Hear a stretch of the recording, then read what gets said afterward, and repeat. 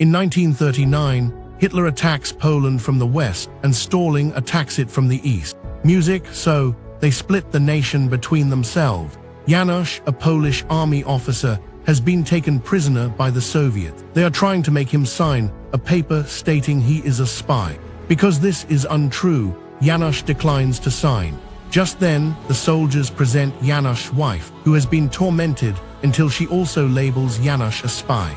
Music, he weeps while denying it, but the soldiers possess a paper she signed outlining all his acts of sabotage. In 1940, in Siberia, Janusz and other captives are brought to a work camp. Music, they learn that Siberia itself serves as their jail because the camp is encircled by unforgiving wilderness, making it impossible for anyone to live if they attempt to flee. Runaways also have rewards placed on them, which means the local people might kill them as well. Next, every prisoner's hair is cut short. At mealtime, they receive tiny portions of a thin soup.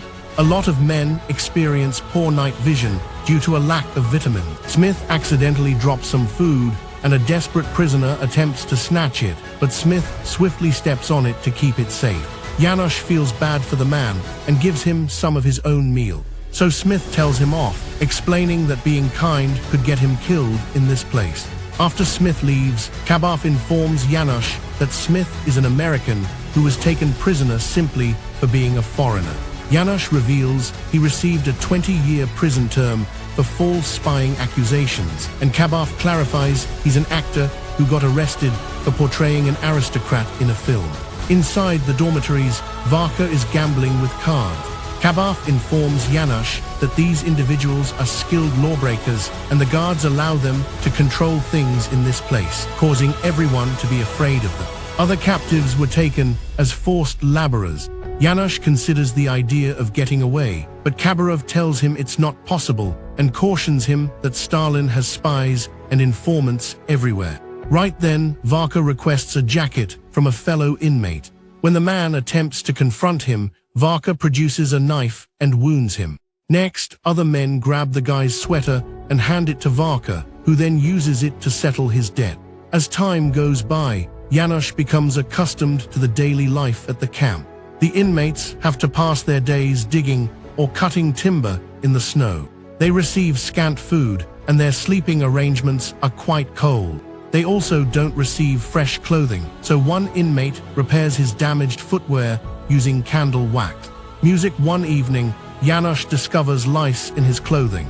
Kabaev mentions he knows an old home cure and leads him outdoors. Just then, an explosion is heard, but it's only the mines. As Kabaev hides some clothes in the snow, Janusz gazes at the watchtower's music and considers running away. Kabaev mentions his friend Laser might help them escape, so they begin talking about plans. Music, their most secure choice, is to head south towards Mongolia. But they will have to gather provisions and bide their time until the fall season. Later, Kabaev begins trading cigarettes for meals, which he conceals beneath a loose floorboard. Janusz inspects the hidden clothes and finds that all the lice have gathered in that spot. Later on, the soldiers are attempting to lead the captives to their labor, but a strong blizzard is hindering their movement and several men fall down. The troops force the captives to lie on the ground for a bit, stating they wouldn't mind if they perished. When Smith voices his displeasure, Music, a weapon is aimed at his head, but he disregards the guard and proceeds into the wood. Next, the soldiers choose to lead the group into the woods. Music, for protection. The captives swiftly gathered some branches to construct a small lean-to and asked Smith to come inside with them. The following day, Smith and Janusz are among the numerous captives selected to labor in the mine. There they experience continuous coughing, since breathing is difficult. They also need to act fast to avoid falling debris. Janusz collapses due to the absence of oxygen and begins to envision his house. He moves towards it, attempting to grab it, and nearly steps through the exit in the actual world. So a guard prepares to fire. Music, fortunately, Smith yanks him away right at the last second. In gratitude, Janusz informs him of Kabaev's scheme, but Smith states that Kabaev has been exploiting newcomers for years with identical false assurances. But if Janusz is determined to get away, Smith agrees to join him. That evening, Janusz pulls Kabaev from his bed to reveal that the storm is powerful enough to hide their tracks, so they music ought to depart immediately. But Kabar claims it's impossible, giving reasons such as the food not being ready. János begins to question if his tales are real, but just then, Varka spots them, so they return indoors. At the same time, Andreas discovers that Kajic has been concealing his inability to see in the dark. Kaji insists he can see perfectly well in daylight and that he could grasp Andre's shoulder after dark. Music he requests Andre to maintain his secret so he can remain involved in the escape strategy. At the same time, Smith hands his gold music timepiece to Laser, receiving details on how to get away in return.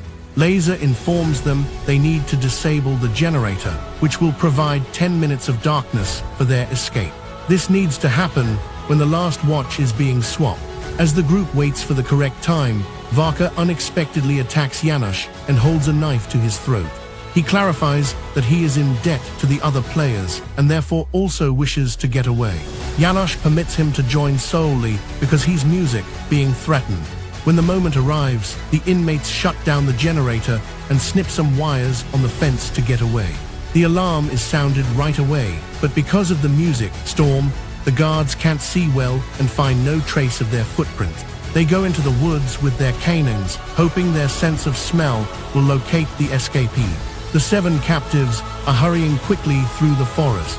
Finally, they become too weary to continue. So János tells them the dogs are quick and urges them to continue moving. They attempt it once more, but the heavy snow makes it impossible to see, so they decide to seek refuge. János insists on continuing because the storm will prevent the guards from locating them. He grabs Varka's knife and slices strips of bark from the trees, which they then wear as masks to shield their faces from the snow. Now they are able to continue their journey without problems. Later on, after the storm eventually ends, the team rests and combines all their supplies.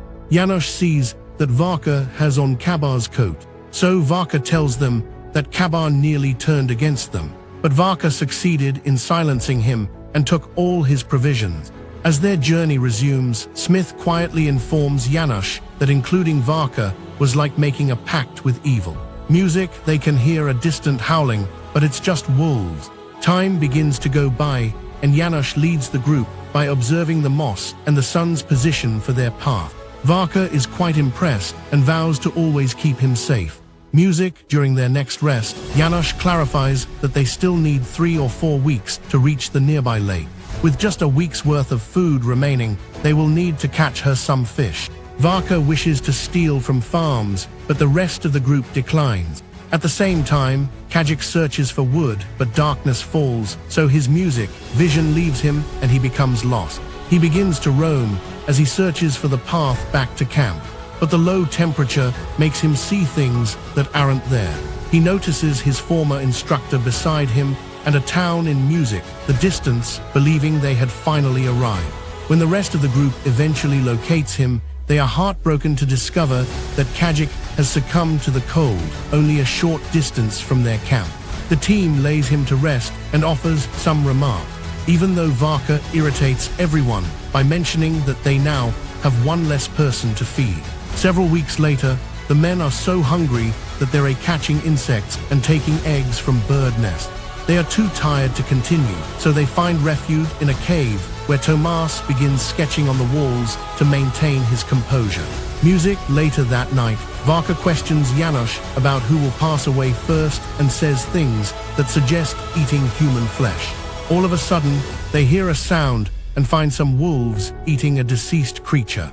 The men shout and sprint as a group, brandishing their sticks at the wolves until the animals flee in terror. After that, János observes his friends beginning to consume food directly from the animal's carcass, behaving like wild people. Fed up with the situation, János chooses to go off by himself to locate the lake, informing the others that if he isn't back in 7 days, they should depart without him. After a lengthy walk and seeking shelter from the downpour, János begins experiencing hallucinations once more. But a few days later, he comes back to the camp and informs the others that he has located the lake. Once János is better after his trip, the group departs as one and travels on foot for 3 days until they reach the lake. After getting ready, they begin their journey toward the border. As they walk through the forest, they realize someone was trailing them. They gather around the individual and Varka nearly strikes, but Janusz halts him at the last moment. The unknown individual is a Polish girl named Anna. She ran away from a Russian farm and has been trailing them because she requires sustenance and safety. Janusz wishes to take her with them, but the others object since their food supply is low and she would hinder their progress. Afterward, the men discover a creature trapped in the mire and seize it for their meal. But Andrei spots something and separates from the others. Music that night, he returns with Anna, who is permitted to join their journey. Auju. The following morning, they succeeded in combining some items to create soap, and at last were able to clean all their garments. They also receive a good shave, though Varka declines their assistance and handles it himself. At a later point, they find out that a section of the lake has frozen over. The frozen surface looks fragile and not strong, but Anna still runs across it and gets to the other side. This encourages the men to go with her. They slide and tumble a couple of times, but they do get to the opposite side without harm. So they are now able to carry on with their trip. As they journey through the forest, Smith questions Anna about her history, and she reveals her parents were killed by Russian troops. But Smith spots a few problems with her account and understands she's not telling the truth. She is actually from Jam territory. Hell overlook it this time, but makes her swear she won't deceive him again. Music. A while after, they spot a town far off and consider slipping in to find some food. But they decide they can't take the chance of being spotted, so they'll need to go around it by walking through the forest. Later that night, the team discovers Varka is missing and questions if he turned against them. At that point, Varka returns, and Smith angrily attacks him to insult him. Varka pours out his bag, showing several dead animals, and confesses he had to kill a dog, but reminds them this is their sole opportunity for survival. He also takes out a bottle of liquor he pilfered, claiming it's his birthday. At dinner, Varka performs a traditional folk song, and Anna joins in, which makes him understand she grew up on the streets just like him. At this point, everyone has learned she was dishonest, so she reveals the real story. Her mother and father were Polish communists who decided to reside in Moscow to contribute to the revolution. They were taken into custody in 1937 on accusations of espionage, and their children were placed in an orphanage. After Irina's brother passed away, she chose to flee. Music. The following day, their trip goes on, and the group is bothered by mosquitoes, which results in their faces becoming swollen and misshapen from all the sting. Upon observing some local people passing, they realize that the mosquitoes do not pursue them. They need to remain concealed to prevent being caught, but Zoran chooses to emerge and question a man for a hidden piece of information. The fellow hands him a pendant that repels the mosquitoes, and so the group can continue their journey undisturbed. Additional days go by, and conversations occur with everyone to hear their history. Tomas works as a baker, but wishes to be an artist. Zoran, an accountant, was taken into custody because he photographed the Kremlin. And Smith is an engineer who relocated to Russia due to the economic downturn. His boy was shot during his arrest. During their next rest period, Inria tends to the injuries on Smith's feet using a strip of cloth she tears from her skirt. Finally, they arrive at some railroad tracks. Music, and Janusz tells them the border is on the other side, about 4 days' journey. Many farmers and guards are in the vicinity, so they will need to cross once it gets dark. As they wait, Varka continues to look at his cross. Zoran makes fun of him because he has a Stalin tattoo, and Varka then attacks him, leading the others to pull them apart before the situation gets worse. Several hours later, the team is pleased to finally enter Mongolia. But Varka is devoted to Stalin, so he chooses to remain in Russia. He and Janusz exchange handshakes and wish each other well before going their separate ways. The team feels good as they travel across the desert heading for the capital city. Music. But problems arise once more when they spot a sign indicating that Mongolia has fallen under communist rule. They remain in the desert rather than heading to the city and eventually discover a Buddhist temple. Believing that monks might be impartial, the group enters, only to find that the location has been ruined. After discovering multiple skulls buried in the earth, Andrei mentions that this exact situation occurred in Russia. Clergymen were killed or taken into custody, and religious practices were outlawed. Andrei's church was ruined in this manner, and upon discovering it, he angrily killed a very young guard. The team talks about their options and concludes they must travel through China to get to India. Over the following weeks, they continue their trek across the desert beneath the intense sun. One day, a group of horsemen suddenly encircles them, so the travelers claim to be American pilgrims journeying to Tibet. Fortunately, the horsemen trust their story and depart. A short while later, a young rider discovers them. He was dispatched by the rest of the group to bring them a water bag. More days go by, and the group utilizes sticks and cloth scraps to shield their heads and feet from the sun. They also need to conserve the water very closely, but they still run out regardless. Smith believes he spots some trees far away, but Janusz clarifies it's only a mirage and wishes to continue heading south. When Smith gets upset, the others quickly soothe him and choose to go after him. After some walking, they spot a bird soaring overhead, confirming their suspicions. The team becomes enthusiastic and sprints at top speed until they discover a well. They consume a good deal of water and set up camp in that spot for the evening. The next morning, they fill up all the bottles and containers they can with water and resume their journey south. Several days later, the team gets scared when they run into a sandstorm. They hurry to the closest dune and find shelter as well as they can while the storm moves past them. Luckily, they make it through the event, but they've used up all their water and Irina and Tomas are quite ill. Smith wishes to go back to the well, but Janus believes it's impossible to locate it in a featureless landscape. As their trip goes on, the men begin to suck on stones to reduce their thirst. All of a sudden, Ine falls down, and the men see her legs are puffy. She mentions she's causing trouble, but the rest of them won't leave her behind. They continue their walk, and before long, Ine tumbles once more. Still, she won't stop working. Andreas chooses to begin carrying her. Several hours later, Inria requests Andreas to music, set her down. She takes a final glance at everyone before she passes away. The men inter her in the sand and offer a prayer for her before they proceed on their journey. Music, as each day goes by, the damage to their feet worsens. Tomas attempts to lighten the atmosphere by sketching everyone's likenesses and creates a particularly lovely drawing of Irina's smile. This is also his final work before his death. Music, and he gets the same funeral. Several days later, Janusz spots some hills far off and suggests they head that way to find water. Music, Smith, is too exhausted to stir and instructs them to go on without him. Janusz dispatches Zoran and Andrei forward as he music remains with Smith, who has fallen down. Later that day, Janusz succeeds in pulling Smith to their buddy's campsite. Sadly, the pair has not located any water. The following morning, Zoran is roused from sleep as he senses a music snake slithering between his legs. He begins to track it until he discovers a small pool of water.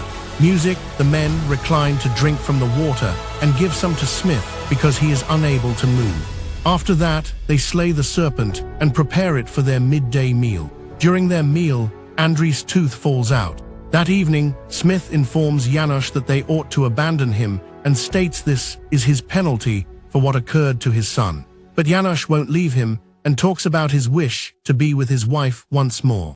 The following day, Smith Music feels motivated enough to continue, and the group is fortunate to discover a river.